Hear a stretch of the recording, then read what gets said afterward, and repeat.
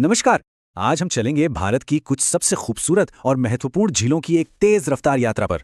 हम ये जानेंगे कि ये झीलें बनी कैसे, इनमें क्या खास है और हाँ, ये हमारे पर्यावरण और जिंदगी के लिए इतनी जरूरी क्यों है। ये सारी जानकारी परीक्षाओं के नजरिए से भी बहुत ही अहम है, तो चलिए शुरू करते हैं। चलिए एक बहुत ही दिलचस्प सवाल से इस सफर की शुरुआत करते हैं। सोचिए, दुनिया का एकमात्र तैरता हुआ नेशनल पार्क किस झील में है? इसका जवाब तो हम आगे ढूंढेंगे ही, लेकिन ये सवाल हमें भारत की झीलों की अनोखी और हैरान कर देने वाली दुनिया में जरूर ले जाता है। आज का हमारा सफर कुछ इस तरह का रहेगा। सबसे पहले हम झीलों के टाइप्स को समझेंगे, फिर भारत की कुछ मशहूर प्राकृतिक और इंसानों द्वारा बनाई गई झीलों के बारे में जानेंगे। इसके बाद हम ये भी देखेंगे कि उन्हें बचाने के लिए क्या-क्या कोशिशें हो रही हैं, और आखिर में भविष्य में आने वाली चुनौतियों पर भी एक नजर डालेंगे। तो ठीक है, सबसे पहले ये समझते हैं कि आखिर भारत में झीलें कितने तरह की होती हैं। ये जानना बहुत जरूरी है, क्योंकि इसी से हमें उनकी बनावट और उनकी अहमियत को समझने में आसानी होगी। देखिए, भारत में झीलों को हम मोटे तौर पर दो हिस्सों में बांट सकते हैं। पहली है प्राकृतिक झीलें, यानी जिन्हें कुदरत ने खुद बनाया है, जैसे कि पहाड़ों के बीच बनी वूलर झील। और दूसरी हैं कृत्रिम झीलें, जिन्हें हम इंसानों ने अपनी जरूरतों के लिए बनाया है, जैसे बिजली बनाने या सिंचाई के लिए किसी डैम के पीछे बना गोविंद सागर जलाशय। तो जो हमने अभी अभी समझा, उसी पर आधारित एक सीधा सा सवाल है आपके लिए। भारत में झीलों को मुख्य रूप से कितने प्रकारों में बांटा गया है? जी हाँ, बिल्कुल सही जवाब है दो, प्राकृतिक और कृत्रिम। ये जानना इसलिए भी जरूरी है क्योंकि एक कुदरती झील का जो इकोसिस्टम होता है, वो एक बांध से बनी झील के इकोसिस्टम से बहुत अलग होता है। अब जब हम झीलों के प्रकार जान गए हैं, तो चलिए भारत की कुछ सबसे मशहूर और अनोखी प्राकृतिक झीलों की सैर पर निकलते हैं।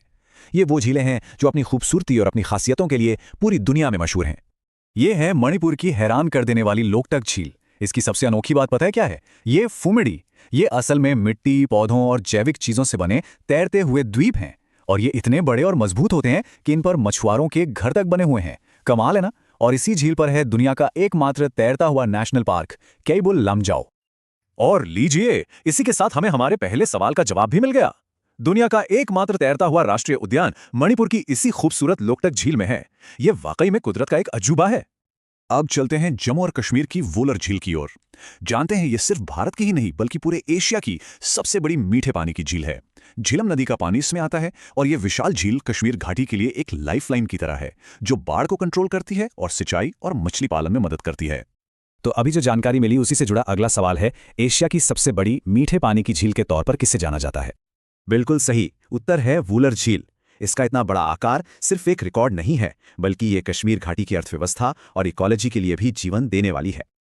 हमारी अगली मंजिल है उड़ीसा के चिल्का झील, जो भारत का सबसे बड़ा खारे पानी का लगून है।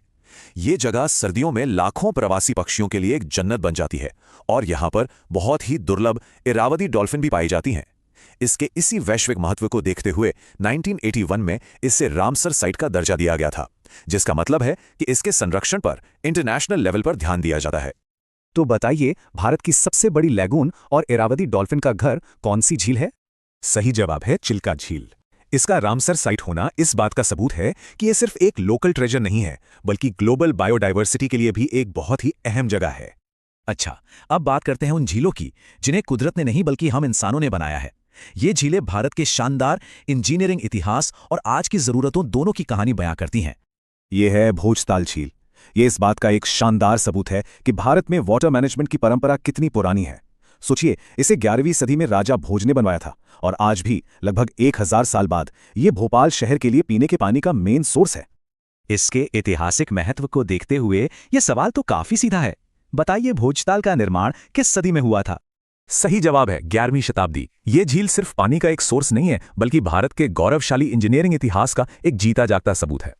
अब हम एक बहुत ही जरूरी विषय पर आते हैं, इन झीलों का संरक्षण। देखिए, ये झीलें अनमोल हैं, लेकिन आज ये प्रदूषण और अतिक्रमण जैसी कई चुनौतियों का सामना कर रही हैं। तो आइए देखते हैं कि इन्हें बचाने के लिए क्या-क्या कदम उठाए जा रहे हैं।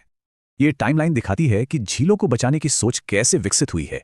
इसकी शुरुआत 1971 में रामसर कन्वेंशन जैसे अंतर्राष्ट्रीय समझौते से हुई, और फिर धीरे धीरे भारत ने अपनी राष्ट्रीय योजनाएं बनाई, जैसे 2001 की राष्ट्रीय झील संरक्षण योजना, जो खास तौर पर शहरी झीलों पर फोकस करती थी। भारत में झीलों को, खासकर शहरी झीलों को प्रदूषण से बचाने के लिए एक राष्ट्रीय योजना है, NLCP। आपको क्या लगता है, इस जरूरी योजना को लागू करने की जिम्मेदारी किस मंत्रालय के पास होगी? और सही उत्तर है पर्यावरण, वन और जलवायु परिवर्तन मंत्रालय। ये मंत्रालय खास तौर पर शहरी झीलों के प्रदूषण को रोकने और उनके इकोसिस्टम को फिर से बेहतर बनाने के लिए काम करता है। तो हमने भारत की कुछ बेहतरीन झीलों के बारे में जाना और उन्हें बचाने की कोशिशों को भी समझा। लेकिन असली सवाल तो भविष्य का है। जैसे जैसे हमारे शहर बढ़ रहे हैं और प्रदूषण एक बहुत बड़ी चुनौती बनता जा रहा है, क्या हम अपनी इन अनमोल झीलों को आने वाली पीढ़ियों के लिए बचा पाएंगे? ये एक ऐसा सवाल है जिस पर हम सभी को सोचने की जरूरत है। इस सफर में शामिल होने के लिए आपका धन्यवाद।